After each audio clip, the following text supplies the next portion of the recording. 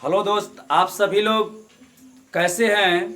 आप लोग अच्छे होंगे, यह मैं उम्मीद करता हूं। देखिए, अब जो है हम लोग अभ्यास 2 बहुपद, जिसमें प्रश्नावली 2.3 के प्रश्नों को हम लोग हल कर रहे हैं।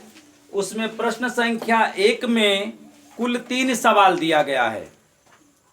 उसमें का हम 2 सवालों को बना चुके हैं। प्रश्न संख्या 1 में 3 सवाल दिया है, उसमें के 2 सवालों को हम लोग बना चुके हैं। उसमें का तीसरा सवाल हम लोग आज हल करेंगे। देखिए, विभाजन एल्गोरिथम का प्रयोग करके निम्न में पीएक्स को जीएक्स से भाग देने पर भागफल तथा शेषफल ज्ञात कीजिए। इसका कहने का मतलब यह है कि विभाजन एल्गोरिथम का प्रयोग करके, अर्थात भाग की क्रिया के द्वारा प्रयोग करके पीएक्स को जीएक्स से भाग देने पर, देखिए हमें क्या पता करना है, तो शेषफल पता करना है और भागफल पता करना है कि कितना शेषफल आएगा और कितना भागफल आएगा। तो पीएक्स बराबर यह दिया है और जीएक्स के बराबर भी यह दिया है, और हमें भाग किस में देना है, तो पीएक्स में। देखिए यहां मैं बता दे रहा हूं, पीएक्स भागा जीएक्स करना है, अर्थात ऐसे मैं बता दे रहा हूं, इसमें पीएक्स रहेगा और यहां पर जीएक्स रहेगा। बात क्लियर हो रहा है? समझ में आ रहा है? मैंने कहने का तात्पर्य यह है कि यह पीएक्स बराबर दिया गया है और यह जीएक्स के बराबर दिया गया है। तो हमें पीएक्स में जीएक्स से भाग नहीं देना है, जो पीएक्स के बराबर दिया है, जो बहुपद दिया है, उसमें हमें जीएक्स से भाग देना है। तो चलिए देखिए, मैं हल कर रहा हूं, जैसा कि आपको मैं बताया भी हूं, या इससे पहले 2 सवाल हम लोग हल भी किए हैं इसमें का। यह तीसरा सवाल है। तो देखिए, सबसे पहले मैं सवाल को लिख देता हूं, पीएक्स बराबर x पर 4 घात -5x प्लस 6 और जीएक्स बराबर लिखा है 2 minus x square, 2 minus x square. ध्यान से देखिएगा। अब देखिए यहां पर इसमें हम किसको लिख दें, तो पीएक्स को लिखेंगे। तो पीएक्स को नहीं लिखेंगे, जो पीएक्स के बराबर बहुपद दिया है उसे हम लिखेंगे। तो यहां पर मैं लिख दे रहा हूं x पर 4 घात -5x प्लस 6। आप सहमत है इससे? अब देखिए, ये जो है 2 माइनस एक्स स्क्वायर, उसको हम लोग इसमें लिखेंगे, यहां पर लिखेंगे। इसको क्या कहते हैं हिंदी में? इसका नाम भाजक है और इसका नाम भाज्य, और यहां भागफल आता है और यहां पर शेषफल। लेकिन एक बात समझिए, यह चर की घात से लिखा है। यह जो आपका भाज्य है वह चर से लिखना प्रारंभ किया है। देखिए, x पर 4 घात -5x प्लस 6 ऐसे करके लिखा है।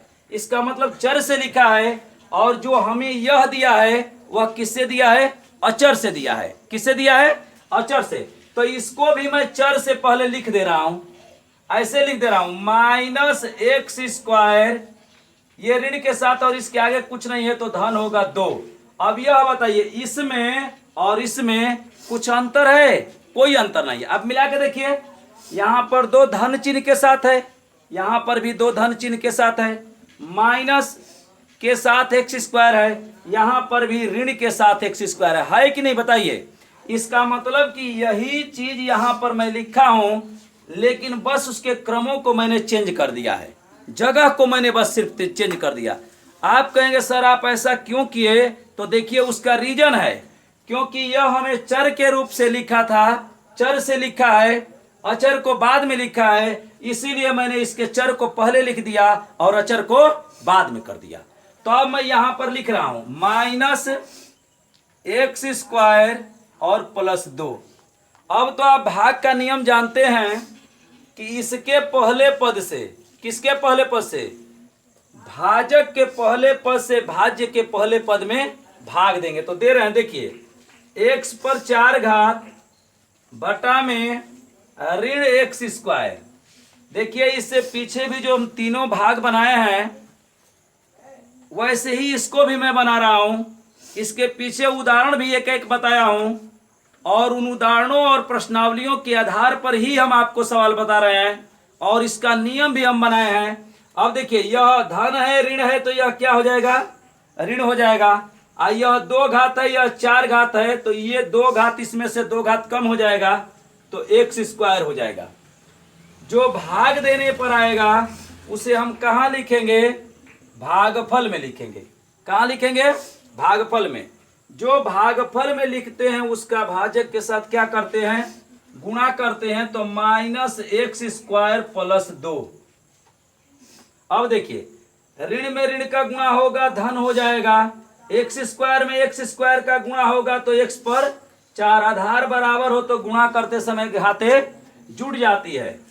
ऋण में धन का गुणा होगा ऋण होगा, एक्स स्क्वायर में 2 का गुणा होगा 2x स्क्वायर हो जाएगा। अब देखिए ये जो मैं कर रहा हूं सब रफ कार्य है, यह समझिएगा, यह आपका रफ कार्य मैं समझाने के लिए कर रहा हूं।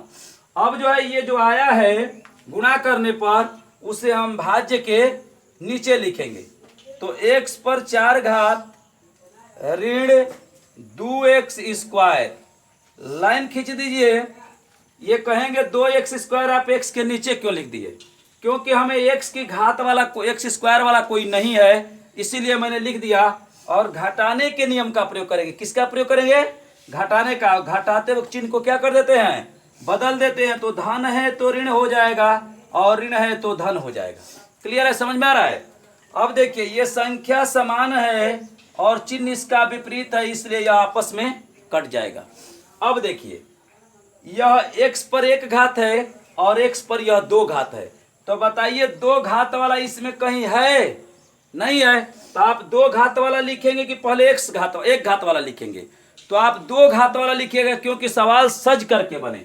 तो इसको लिख देंगे 2x स्क्वायर। अब देखिए अब इसको उतार लीजिए 1 घात वाला -5x और इसको भी उतार लीजिए, सभी को उतार के लेके चलिए, ठीक है ना, साथ में।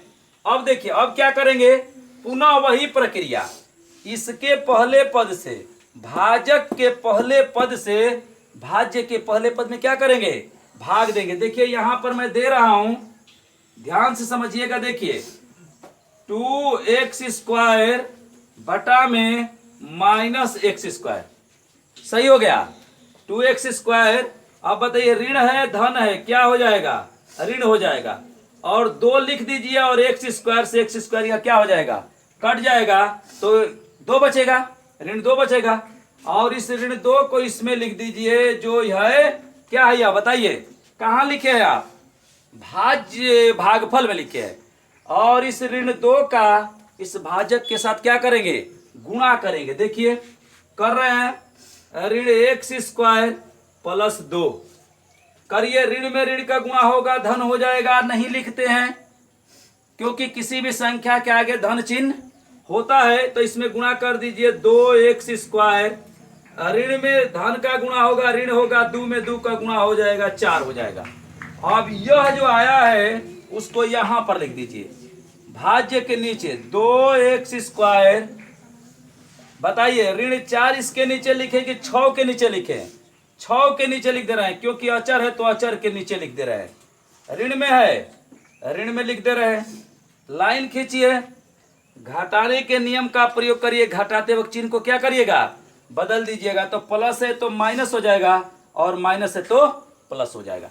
अब देखिए अब यह और यह दोनों समान है लेकिन चिन्ह इसका क्या है, विपरीत है, इसलिए यह कट जाएगा। अब देखिए चर पर 1 घात वाला, बताइए कहीं चर पर 1 घात वाला है, इधर जो बचा है कहीं पर है।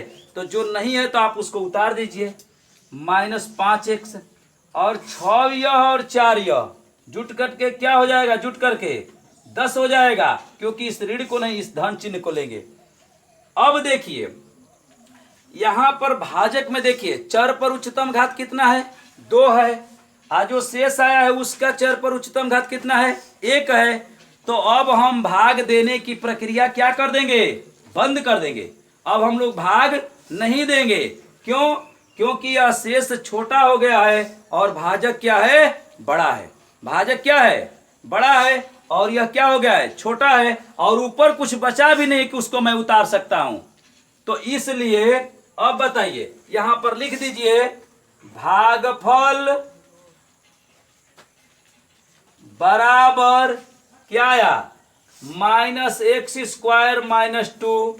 और बताइए शेषफल बराबर क्या आया? शेषफल बराबर बताइए क्या आया है? आया है -5x +10। अगर ये आपका सवाल अब बन गया, अगर कोई पूछे कि सही है कि गलत है, तो देखिए इसका इसमें गुणा कर दीजिए। भाजक का भागफल के साथ गुणा करके यदि शेषफल को जोड़ देंगे तो यह भाज्य आ जाएगा। तो कहिएगा कि हमारा सवाल क्या है? सही है। आने एक चीज और पूछ दे, ये पूछेगा ना, इसमें ये नहीं आपको करना है। यह पूछ दे कि इसका यह खंड है, गुणनखंड है, तो बताइए इससे भाग दिए इसमें, तो बताइए यहां पर 0 आया। देखिए अब प्रश्न नंबर 2 अब यही प्रारंभ होगा, यही चीज उसमें बताना है। प्रश्न नंबर 2 में भी भाग देना है। तो इसका 2.3 जो प्रश्नावली है, प्रश्न नंबर 2 में भी हमको भाग देना है, लेकिन वहां भाग दे के यह बताना है कि गुणनखंड है। यही बात है ना? तो देखिए इसका इसमें भाग दे दीजिए। भाग दिए होते और यहां पर शेष 0 होता तो यह इसका यह क्या होता? खंड होता। तो इस तरह से हमें इसमें यह चीज पता नहीं करना था, हमें भागफल और शेषफल निकालना था। तो आप लोग को अच्छे तरीके से समझ में आ गया है। क्या करेंगे? ये से भागफल हो गया, शेषफल हो गया, सही का भी जांच करने के लिए बता दिए और यह भी बता दिए कि कब कहेंगे कि गुणनखंड है।